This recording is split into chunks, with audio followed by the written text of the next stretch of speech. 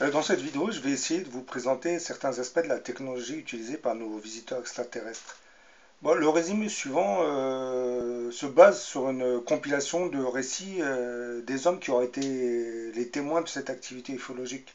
Bon, certains d'entre eux auraient été enlevés, donc c'est un peu leur témoignage que je vais réciter là. Bah, les ovnis qui sillonneraient notre ciel arriveraient dans notre système solaire embarqués à bord de gigantesques vaisseaux mers de forme cylindrique.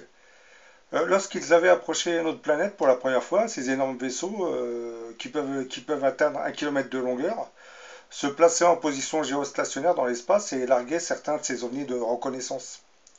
Par la suite, et pour mieux surveiller les activités humaines, nos visiteurs extraterrestres vont se lancer dans la construction de bases qu'ils vont enfouir dans les sous-sols de la Lune. Bah, à ce propos, vous avez certaines communications radio qui se réalisaient entre les astronautes et Houston, faisaient état d'étranges appareils posés sur le sol lunaire. Mais bon, cela, le gouvernement américain en était bien conscient, hein, car depuis l'affaire Roswell en juillet 1947, bah, il surveillait l'astre lunaire. Bah, il soupçonnait nos visiteurs de l'espace d'y avoir implanté des bases pour mieux surveiller notre monde. Bah, pour survoler notre ciel sans être inquiétés, nos visiteurs utiliseraient une technologie qui a la capacité d'envelopper les ovnis d'une masse brumeuse qui lui donnerait l'aspect d'un nuage. Et enfin, nos visiteurs posséderaient entre autres de mini-sondes qui ressemblent un peu à nos drones. Bah, l'OVNI éjecte sa mini-sonde d'environ 50 cm de diamètre, mais il y a plusieurs dimensions, hein. Celle-ci ferait un vol au-dessus d'un secteur bien précis et rejoindrait ensuite l'OVNI. Bah, la sonde, c'est une sorte de caméra qui fonctionne à distance. C'est en larguant sa sonde, les occupants de l'OVNI peuvent voir ce qu'il y a à l'extérieur à plusieurs centaines de mètres. Bon, maintenant, je vais vous réciter les témoignages qui présentent cette fameuse technologie. Là, sur la vidéo, vous voyez une sorte de vaisseau mère avec les ovnis autour. Dans celle-ci, vous voyez, c'est une photo prise par Georges Adamski. C'est un vaisseau mère, vous voyez, la masse sombre qui largue ses ovnis, vous savez, les boules brillantes. Bon, le témoignage suivant parle de ces fameux vaisseaux mères. Il nous a été envoyé par Luciano Galli. J'avais quitté mon domicile à 14h30 pour regagner mon travail. Au moment où j'arrivais près de la ruelle où était situé mon atelier, j'avais remarqué la présence d'une voiture noire qui s'était arrêtée juste devant moi. Un homme plutôt grand en sortie m'invitait à le suivre. Bah, je montais dans ma voiture et nous nous éloignâmes de la ville. Vers 15h30, nous sommes arrivés sur la crête de Croara. C'est une petite région, du moins c'est une petite montagne en Italie, hein. Une soucoupe volante nous y attendait. De dessous l'engin jaillit une sorte de cylindre métallique au bout duquel apparut une ouverture. Je m'y engouffrai et rejoignis alors mes compagnons.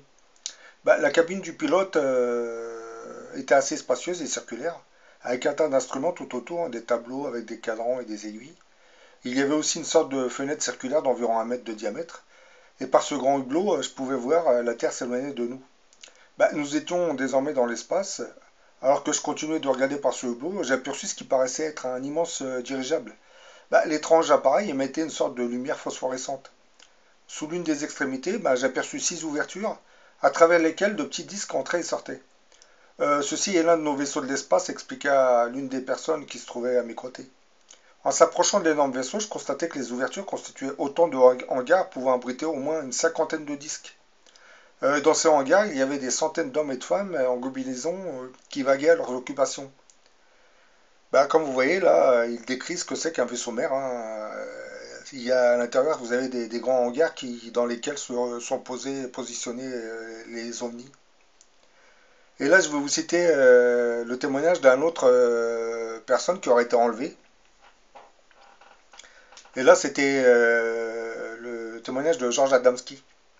Ben, fasciné, je regardais à travers le hublot de la soucoupe volante. Là, en dessous, je pus voir une gigantesque ombre noire, immobile. Comme nous approchions, sa masse énorme sembla s'étendre jusqu'à perte de vue. Lentement, très lentement, nous approchâmes jusqu'à ce que nous fussions presque au sommet du vaisseau mère. Et il mesurait 600 mètres de long pour un diamètre de 45 mètres. Ben, notre soucoupe volante a descendu lentement vers le sommet du transporteur de la même façon qu'un avion descend vers le pont d'un porte-avions.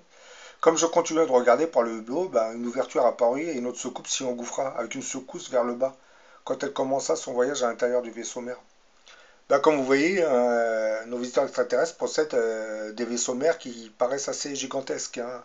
Et à l'intérieur de ces vaisseaux, vous avez des grands hangars dans lesquels sont reposés les appareils. Bah, ça, on voit un peu ce genre de choses dans certains films de science-fiction américains, où vous voyez des sortes de vaisseaux mers, mais bon, là, les vaisseaux mers dans certains films n'ont pas l'aspect tubulaire comme elles sont dans la réalité. On voit des sortes de hangars dans lesquels ils sont entreposés les appareils des visiteurs extraterrestres. Bon, là, je vais vous parler du camouflage des ovnis.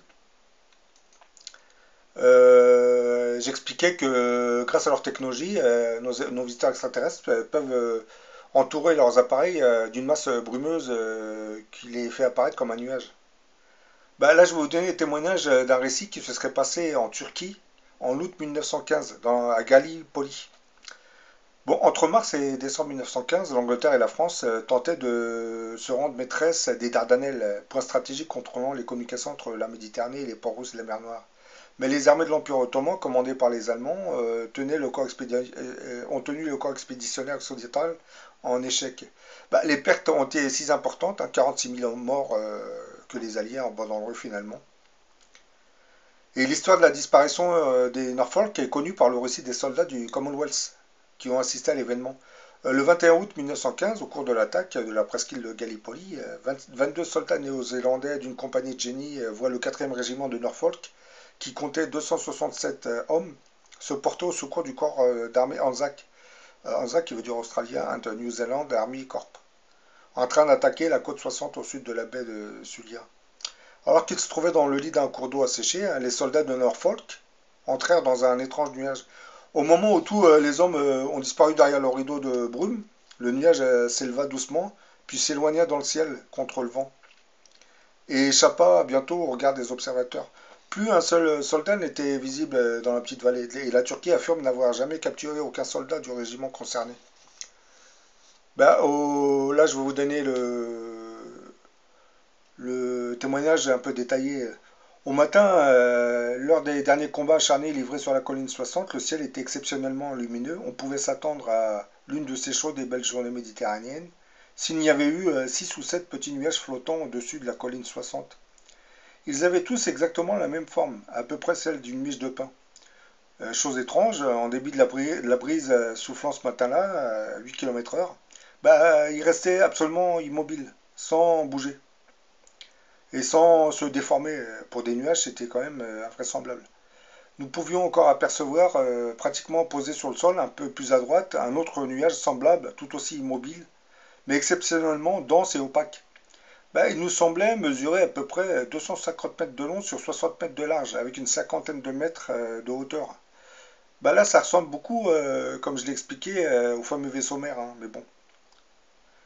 Ben, je continue le témoignage, hein. Le nuage était posé sur ce qui paraissait être une route défoncée, et ou le lit d'un ruisseau à sec. Et nous en distinguions parfaitement les abords. Bah, le nuage présentait une couleur gris clair, de même que les autres.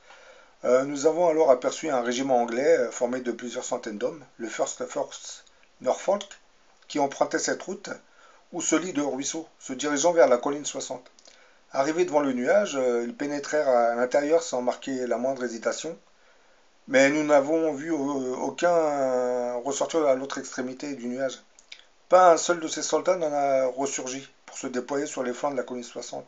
Une heure peut-être après que le dernier homme eut disparu à l'intérieur du nuage, bah, celui-ci s'éleva tout doucement pour rejoindre les autres nuages similaires dont nous avons déjà parlé et qui étaient restés durant tout ce temps immobiles au-dessus de la colline.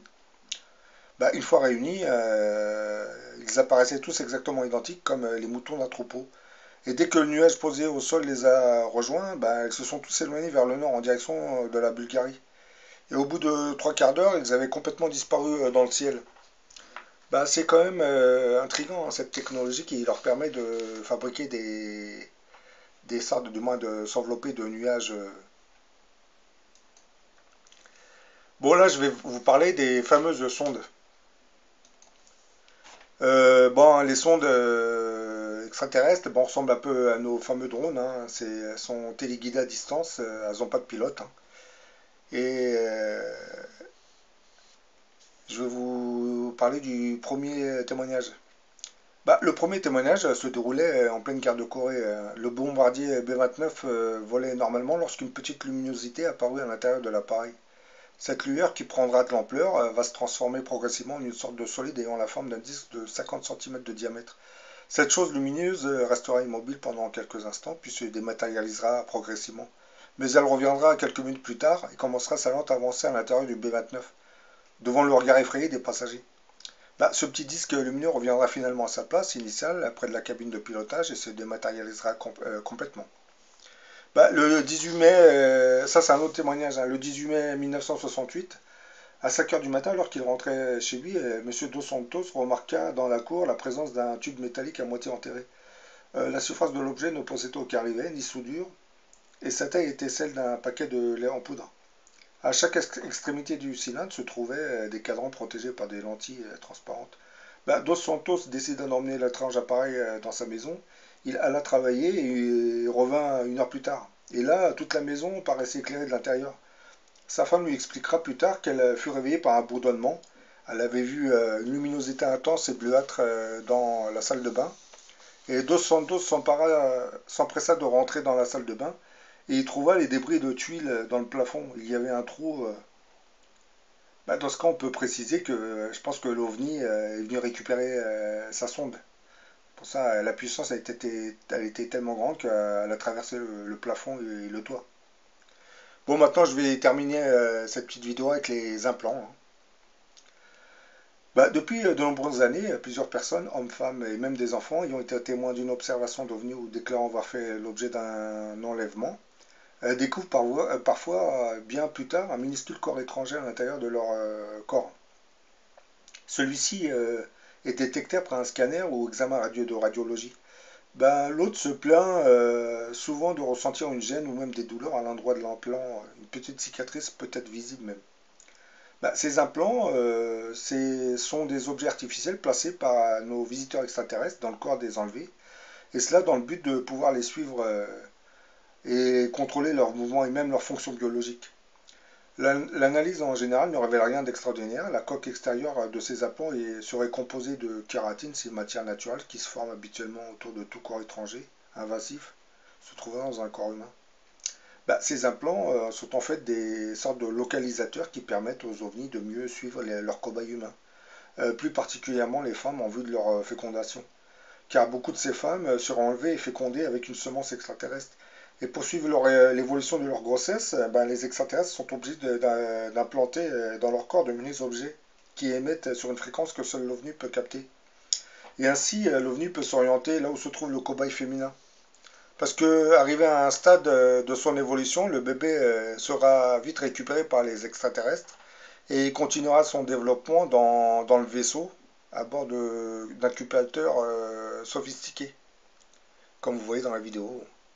Au bout de quelques semaines, les bébés hybrides sont enlevés et récupérés et installés dans des sortes d'incubateurs hyper sophistiqués.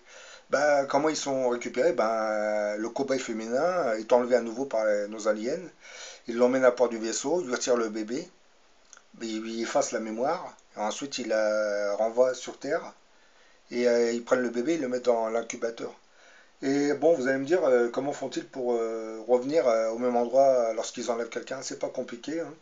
Lorsqu'ils décident d'enlever quelqu'un, nos visiteurs extraterrestres s'arrangent pour mettre un petit appareil récepteur autour de la maison de la personne qu'ils ont enlevée. Et lorsqu'ils partent, logiquement, en revenant, parce que cet appareil va émettre un écho, ils vont suivre l'écho pour s'orienter vers la maison où habite le cobaye qui a été enlevé.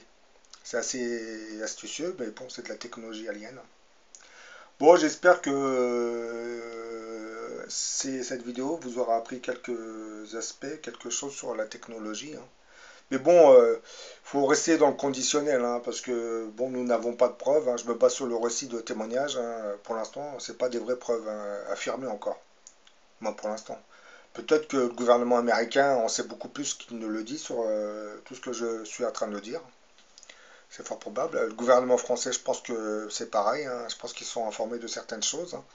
Mais bon, on a peur de divulguer certaines informations qui seraient liées à l'activité ufologique.